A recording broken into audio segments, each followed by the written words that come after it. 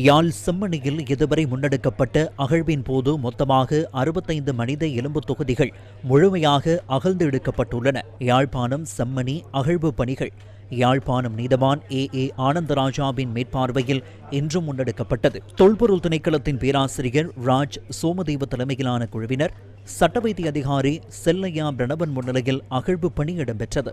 யாழ் பல்கலைக்கழக தொல்லியல் பீட மாணவர்களும் அகழ்வு பணிகளில் ஈடுபட்டிருந்தனர். இந்த நிலையில் இன்றைய தினத்துடன் 2ஆம் கட்ட அகழ்வு பணிகள் தற்காலிகமாக இடைநிறுத்தப்பட்டு எதிர்வரும் 21ஆம் தேதி மீள அகழ்வு பணிகள் முன்னெடுக்கப்பட உள்ளன.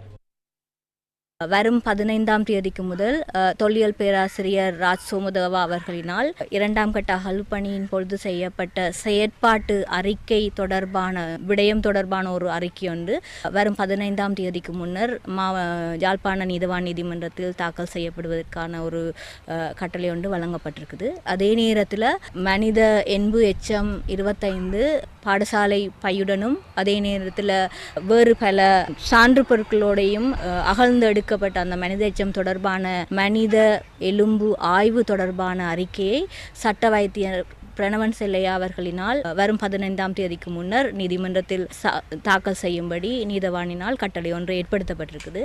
இதே வேளையில் அகழ்வு பணி பிரதேசம் 2இல் ஒரு பொலித்தீனில் கட்டி வைக்கப்பட்ட மாதிரி கொஞ்சம் எலும்பு குவியல்கள் கண்டெடுக்கப்பட்டது.